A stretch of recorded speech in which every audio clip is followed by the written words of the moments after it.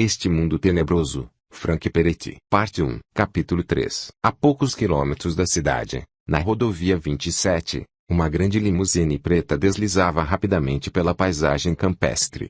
No luxuoso banco traseiro, um rechonchudo homem de meia-idade falava de negócios com a secretária, uma mulher alta e esguia de longos cabelos negros e tez pálida. Falando nítida e sucintamente enquanto ela tomava notas em fluida estenografia, ele planejava uma transação comercial de grande porte. Então algo aconteceu ao homem. Isso me faz lembrar, disse ele, e a secretária ergueu os olhos do bloco de anotações. A professora alega ter me mandado um pacote há algum tempo, mas não me recordo de tê-lo recebido. Que tipo de pacote? Um livrinho. Um item pessoal. Tente lembrar-se de procurá-lo quando estiver de volta à fazenda. A secretária abriu a pasta e deu a impressão de ter anotado alguma coisa. Na realidade, não escreveu nada. Era a segunda visita que Marshall à praça do tribunal no mesmo dia. A primeira vez havia sido para tirar Berenice da cadeia, e agora fazia uma visita exatamente ao mesmo homem que Berenice queria enforcar, ao Brunmel, o delegado.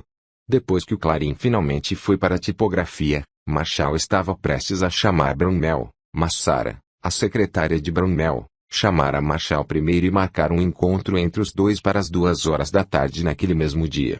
Havia sido uma boa jogada, pensou Marshall. Brunmel estava pedindo tréguas antes que os tanques começassem a rolar. Estacionou no lugar que lhe era reservado na frente do novo edifício do tribunal e fez uma pausa ao lado do carro a fim de olhar para cima e para baixo na rua, avaliando o que restara da agonia da noite de domingo, a última do festival.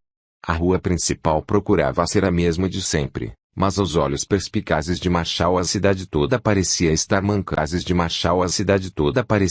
mancando, meio cansada, dolorida, morosa. Os mesmos grupinhos de pedestres geralmente meio apressados paravam, olhavam, meneavam a cabeça e lamentavam. Por gerações, Ashton se havia orgulhado do calor e dignidade do seu povo e se havia esforçado em ser um bom lugar onde seus filhos crescessem. Mas agora havia tumultos íntimos, ansiedades, receios, como se algum tipo de câncer a estivesse corroendo e destruindo-a invisivelmente. Por fora havia as vitrinas, agora substituídas por feios tapumes. Os medidores de estacionamento estavam quebrados, o lixo e cacos de vidro se espalhavam por toda a rua. Mas mesmo enquanto os lojistas e os comerciantes varriam o entulho, parecia haver uma silenciosa certeza de que os problemas internos permaneceriam, as dificuldades continuariam. Os crimes estavam aumentando, especialmente entre os jovens. A confiança comum e simples no próximo estava diminuindo.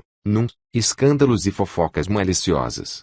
À sombra do medo e da suspeita, a vida estava aos poucos perdendo a sua alegria e simplicidade, e ninguém parecia saber por que nem como. Marshall dirigiu-se à praça do tribunal. A praça consistia de 2 prédios, agradavelmente guarnecidos de chorões e arbustos, de frente para um estacionamento comum aos dois. Em um lado estava o elegante prédio do tribunal, 2 andares de tijolo à vista, que também abrigava o departamento de polícia e um porão um tanto decadente com seu bloco de celas. Um dos 3 carros policiais estava estacionado do lado de fora. No outro lado encontrava-se o prédio da prefeitura, de 2 andares e frente de vidro, que abrigava o gabinete do prefeito, a Câmara dos Vereadores, e outras autoridades. Marshall dirigiu-se ao tribunal. Passando por uma entrada simples e modesta marcada polícia, ele encontrou vazia a pequena área de recepção.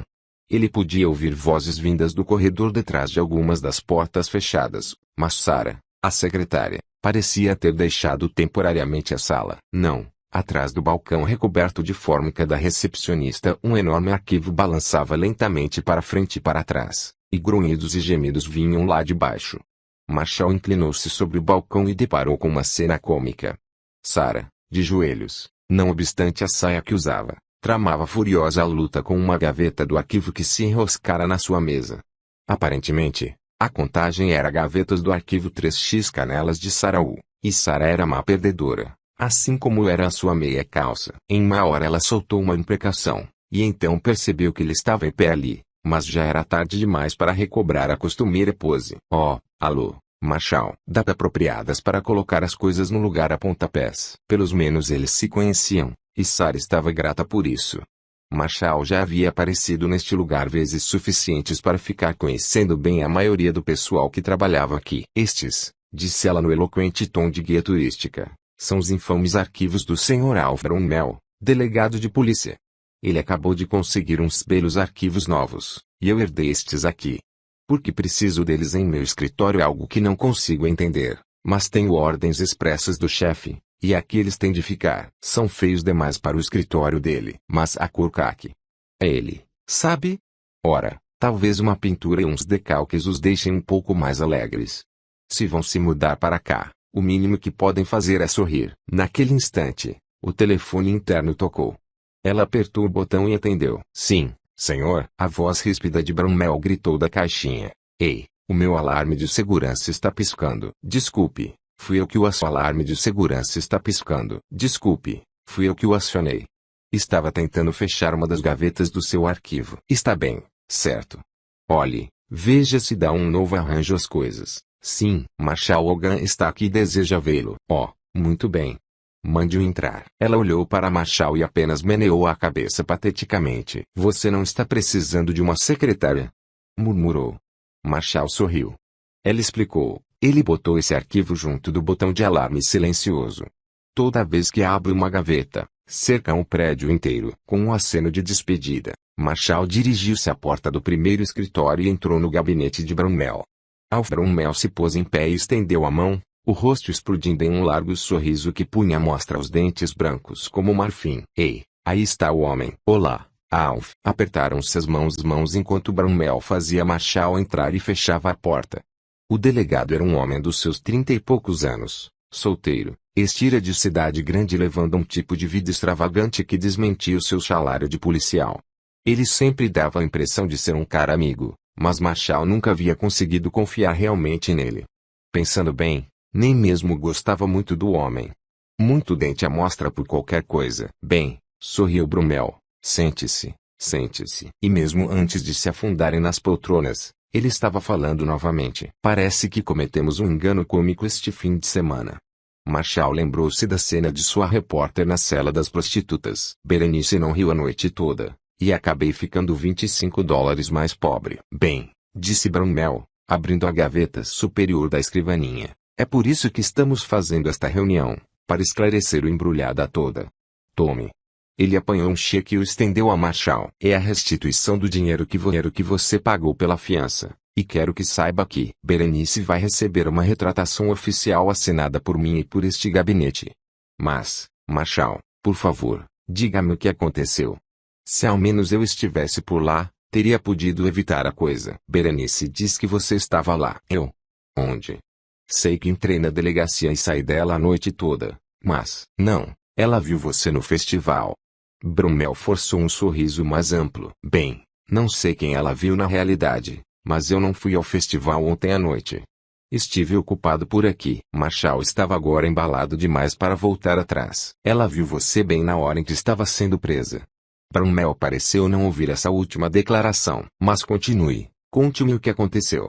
Preciso chegar à raiz dessa confusão. Marshal sustou bruscamente o ataque. Não sabia por que Marshal sustou bruscamente o ataque. Não sabia por quê. Talvez fosse por cortesia. Talvez por intimidação. Qualquer que fosse o motivo, ele começou a desfiar a história direitinho, quase como um noticiário, exatamente da maneira que Berenice lhe havia contado, mas cautelosamente deixou de fora os detalhes incriminadores acrescentados por ela. Enquanto falava, seus olhos estudavam Brunmel, o escritório, e todo e qualquer detalhe específico da decoração, a organização das peças do mobiliário, a agenda. Era quase um reflexo. Com o passar dos anos, ele tinha adquirido a habilidade de observar e acumular informação sem dar a impressão de estar agindo assim. Talvez fosse por não confiar no homem, mas mesmo que confiasse, uma vez repórter, sempre repórter. Dava para ver que o escritório de Brunmel pertencia em ordem até os lápis, perfeitamente apontados. Ao longo da parede, onde os feios arquivos costumavam estar, via-se um lindo conjunto de estantes e armários de carvalho, com portas de vidro e ferragens de bronze. Puxa, você está melhorando de vida, hein, Alf? Gracejou Marshal, olhando na direção das estantes. Gosta delas? Muito. O que são? Um belo substituto daqueles velhos arquivos. Servem para mostrar o que a gente consegue, se economizar os tostões. Eu detestava ter aqueles arquivos aqui dentro. Acho que um escritório deve ter um pouco de classe, certo? Sim, É isso mesmo, claro. Nossa, você tem a sua própria copiadora. Sim, e estantes, mais lugar para guardar as coisas. E outro telefone? Telefone? O que é aquele fio saindo da parede? Oh, aquilo é para a cafeteira elétrica.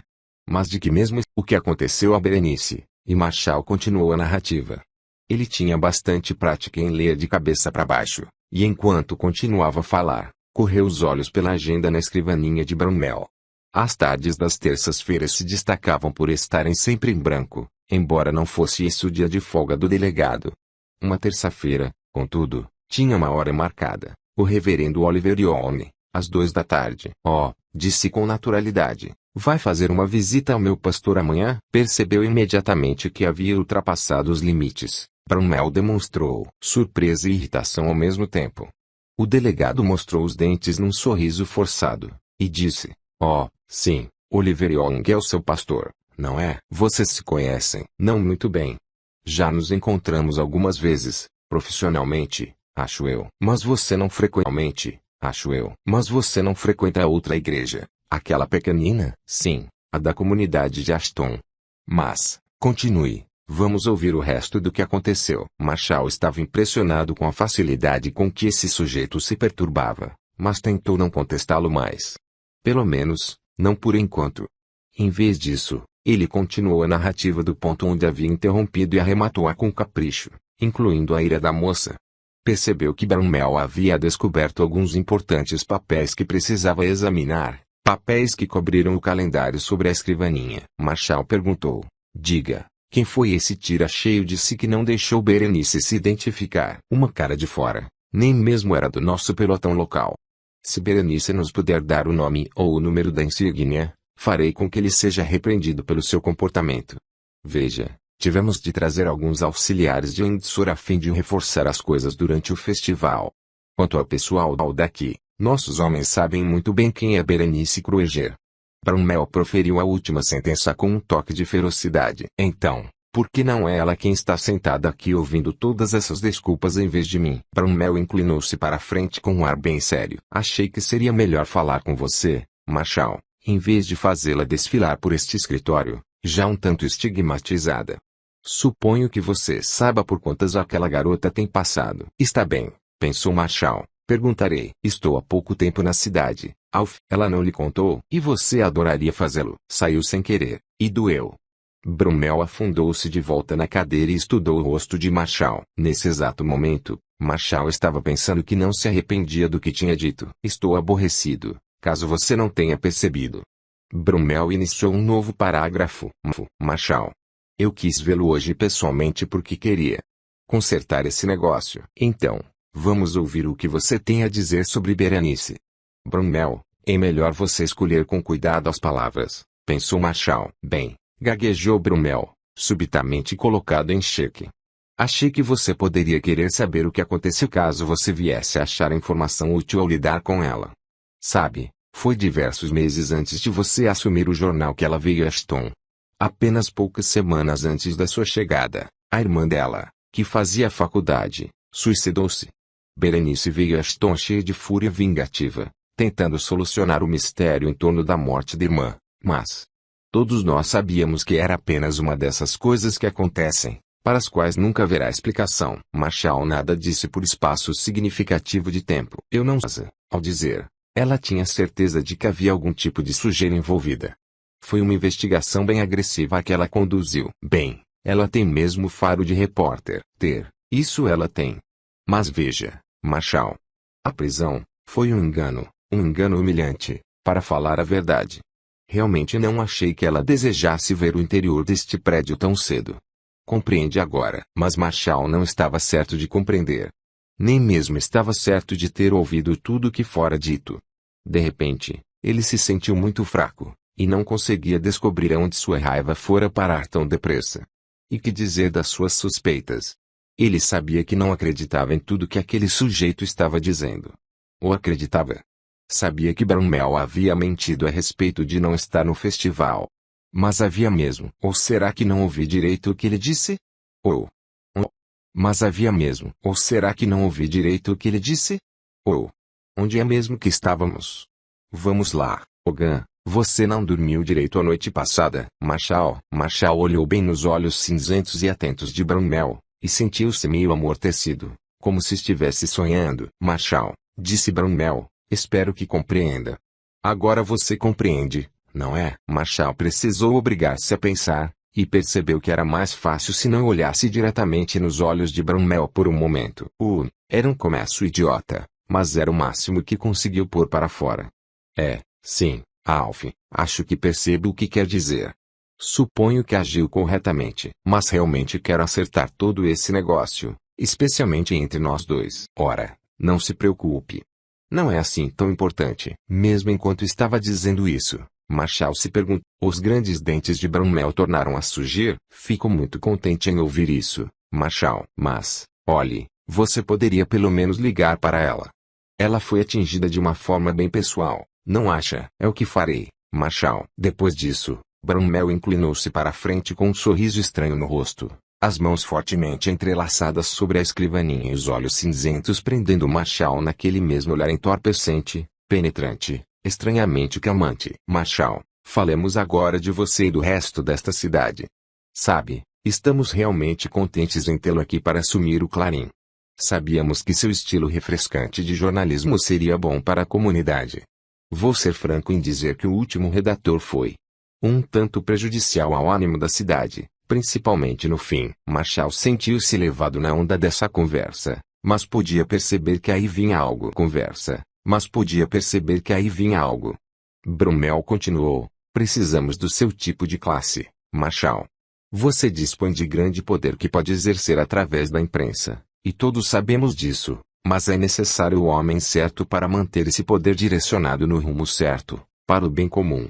Todos nós nos cargos públicos estamos aqui para servir aos melhores interesses da comunidade, da raça humana se pensarmos bem no assunto. Mas você também, Marshall.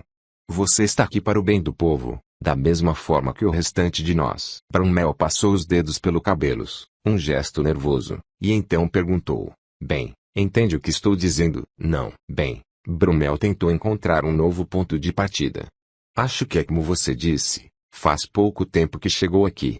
Será que é melhor eu ir diretamente ao assunto? Marshall deu de ombros como a dizer por que não? E deixou Brownell continuar. Esta é uma cidade pequena, antes de tudo, o que significa que um problemazinho qualquer, mesmo entre um punhado de pessoas, vai atingir e preocupar quase todas as outras pessoas. E a gente não pode se esconder por trás do anonimato simplesmente porque ele não existe. Ora, o antigo redator não entendia isso e realmente causou alguns problemas que prejudicaram toda a população. Ele era um demagogo patológico. Destruiu a fé que as pessoas tinham no governo local, nos funcionários públicos, umas nas outras, e, por fim, nele próprio. Foi algo que doeu. Foi uma ferida no nosso lado, e está demorando para todos nós nos recuperarmos. Completando, deixe-me dizer-lhe que, para sua informação, aquele homem finalmente teve de sair da cidade coberto de vergonha. Ele, menina de 12 anos. Tentei evitar a repercussão do caso tanto quanto possível. Mas nesta cidade foi realmente desajeitado, difícil. Fiz o que achei que causaria menor aflição e dor à família e às pessoas em geral. Não levei a queixa judicial contra esse homem adiante, contanto que ele deixasse Ashton e nunca mais pusesse os pés aqui. Ele concordou com essa condição.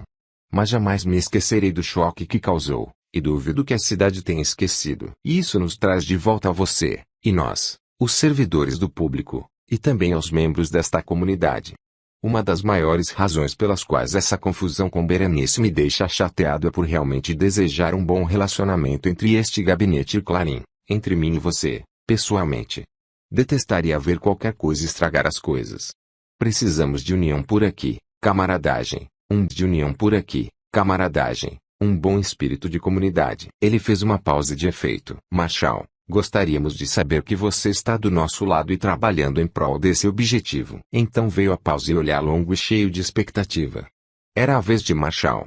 Ele se remexeu um pouco na cadeira, organizando os pensamentos, sondando os sentimentos, quase evitando aqueles fixos olhos cinzentos. Talvez esse sujeito estivesse usando de franqueza, ou talvez esse pequeno discurso não passasse de uma astuta manobra diplomática visando afastá-lo de alguma coisa que Berenice, inadvertidamente, houvesse descoberto. Mas Marshall não conseguia pensar com coerência, nem mesmo sentir com coerência. Sua repórter tinha sido presa falsamente e jogada numa porcaria de cadeia para passar a noite, e ele já nem parecia se importar. Esse delegado de sorriso dentuço só estava fazendo passar por mentirosa, e Marshall estava consentindo. Vamos, Hogan, lembra-se do relembrar o motivo de ter se mudado para Ashton. Deveria ter sido uma mudança no estilo de vida dele e da família, um tempo para deixar de brigar e arranhar as intrigas da cidade grande e simplesmente procurar as histórias mais simples, coisas como campanha de ajuntar jornal da turma da escola e gatos que subiam nas árvores e não conseguiam descer. Talvez fosse apenas a força do hábito depois de todos os anos passados no Times que o levasse a pensar que tinha de submeter Bramwell a um interrogatório. A troco de quê? Mais briga? Puxa vida, que tal um pouco de tranquilidade e silêncio para variar? De súbito, e contrário aos seus melhores instintos, ele soube que não havia nada com o que se preocupar. O filme de Berenice estaria em ordem, e as fotos provariam que Bramwell estava certo e ela errada. E Marshall realmente desejava que fosse assim. Mas Bramwell ainda estava esperando uma resposta. Ainda o estava mirando com aquele olhar entorpecedor. Começou Marshall, e nessa hora sentiu-se tolo e desajeitado. Olhe, estou realmente cansado de brigar, Alf. Talvez eu tenha sido criado assim, talvez tenha sido isso que me fez sair bem no meu trabalho com o Times, mas resolvi mudar-me para cá, e isso tem de significar alguma coisa. Estou cansado, Alf, e não estou ficando mais jovem. Preciso de cura. Preciso aprender como realmente é ser humano e viver em uma cidade com outros seres humanos. Sim, disse Bramwell, é isso aí. É exatamente isso. Então, não se preocupe. Como todos, vim aqui procurar paz e tranquilidade. Não quero brigas, não quero encrencas. Nada tem a temer de minha parte. Bramwell ficou radiante e esticou a mão para selarem o acordo. Ao apertar a mão dele, Marshall sentiu-se quase como se tivesse vendido parte da alma. Será que Marshall Hogan realmente havia dito tudo aquilo? Eu devo estar cansado, pensou. Sem o perceber, ele se encontrava em pé do lado de fora da porta de Bramwell. Aparentemente, seu encontro havia terminado. Depois que Marshall saiu e a porta foi bem fechada, Alf Bramwell afundou-se em sua cadeira com um suspiro de alívio, e deixou-se apenas ficar sentado por algum tempo, fitando o espaço, recuperando-se, criando coragem para enfrentar a próxima penosa tarefa. Marshall Hogan era apenas o aquecimento, no que lhe dizia respeito. O verdadeiro teste estava por começar. Estendeu a mão ao telefone, puxou-o um pouco mais para perto, ficou a fitá-lo por uns instantes, e então discou um número. Anke dava os últimos retoques na pintura que fazia na frente da casa quando o telefone tocou e Marie chamou, dizendo que era Alf Bramwell. Puxa, pensou Anke. E aqui estou eu, com um pincel encharcado na mão. Gostaria que ele estivesse aqui. Ele confessou seu pecado ao Senhor enquanto se dirigia ao telefone. Olá, disse. Em seu escritório, embora estivesse a sós, Bramwell deu as costas à porta para tornar mais particular a conversa, e abaixou a voz ao falar. Oi, Anke. Aqui é o Alf. Achei que devia ligar para você esta manhã e ver como está. Depois de ontem à noite. Oh, disse Anke, sentindo-se como um ratinho na boca do gato. Acho que estou bem. Melhor, talvez. Então você pensou no assunto? Sim, claro. Pensei muito. Orei a respeito. Verifiquei novamente a palavra com relação a certas questões. Parece que você não mudou de ideia. Bem, se a palavra de Deus mudasse, então eu mudaria. Mas acho que o Senhor não retira aquilo que se, e você sabe em que posição isso me coloca. Anke, você sabe que a Assembleia Extraordinária será realizada sexta-feira. Sei. Anke, realmente gostaria de ajudá-lo. Não quero vê-lo destruir-se. Acho que você tem sido bom para a igreja, mas... o que posso dizer? A divisão, a murmuração. Estão a ponto de acabar com a igreja. Quem está murmurando? Ora, vamos. E por falar nisso, quem convocou a Assembleia em primeiro lugar? Você. São. Gordon. Não tenho dúvida de que Law ainda esteja por trás disso tudo, bem como de quem quer que tenha pichado à frente da minha casa. Estamos todos preocupados, apenas isso. Você está lutando contra o que é melhor para a igreja. Que engraçado. Achei que estava lutando contra você. Mas ouviu o que eu disse? Alguém pichou à frente da minha casa. O quê? Pintou o quê? Anke despejou tudo em cima dele. Brumel deixou escapar um gemido. Ah, Anki, isso é doentio. E Maria está se sentindo mal, e eu também. Ponha-se em nosso lugar. Anki, se eu estivesse em seu lugar, reconsideraria. Não vê o que está acontecendo? Os rumores estão se espalhando e a cidade toda está se colocando contra você. Isso também significa que, não demora muito, e a cidade toda se porá contra a nossa igreja, e temos de sobreviver nesta cidade, Anki. Estamos aqui para ajudar as pessoas, estender as mãos para elas, não para colocar um percalço entre nós e a comunidade. Eu prego o Evangelho de Jesus Cristo, e há um bom número de pessoas que apreciam esse fato. Onde, exatamente, está esse percalço de que você está falando? Brumel estava ficando impaciente. Ele cometeu o mesmo erro. Veja o que lhe aconteceu. Foi o que fiz. Aprendi com ele. Aprendi que tudo o que preciso fazer é desistir, guardar tudo, esconder a verdade em alguma gaveta para que ela não ofenda a ninguém. Então estarei bem, todo mundo gostará de mim, e seremos uma família feliz novamente. Aparentemente, Jesus estava enganado. Ele podia ter conservado uma porção de amigos se tivesse omitido e feito o jogo político. Mas você quer ser crucificado. Eu quero salvar almas, quero convencer pecadores, quero ajudar aos crentes recém-convertidos a crescer na fé. Se eu não fizer isso, terei muito mais a recear do que você e o resto do conselho. Eu não chamo isso de amor, Anki. Eu amo a todos vocês, Alf. É por isso que lhes dou o remédio de que precisam. E especialmente no que diz respeito ao Lou. Brumel sacou uma arma poderosa. Brumel sacou uma arma poderosa. Anki, você já parou para pensar que ele pode processá-lo? Houve uma pausa no outro lado. Finalmente, Anki respondeu, não. Ele pode processá-lo por prejuízos, calúnia, difamação de caráter, angústia mental, e quem sabe lá o que mais. Anki respirou fundo e apelou ao Senhor, pedindo paciência e sabedoria. Você está vendo qual é o problema? Disse finalmente. É grande demais o número de pessoas que já não sabem, ou não querem saber, qual é a verdade. Não acreditamos em algo, de modo que caímos por qualquer coisa, e agora sujeitos como Lou se metem numa confusão onde podem magoar a família, iniciar as próprias fofocas, arruinar as suas reputações, tornarem-se miseráveis em seu pecado. E depois procurar alguém em quem jogar a culpa. Quem está fazendo o que é Quen? Brumel apenas suspirou. Falaremos a respeito de tudo isso sexta-noite. Você estará lá? Sim, estarei. Estarei Não. Adquirimos um genuíno respeito pela verdade quando temos de ajudar a limpar vidas construídas sobre a mentira. Pense nisso. Anki, tenho de pensar nos desejos dos outros. Brumel desligou ruidosamente e enxugou o suor.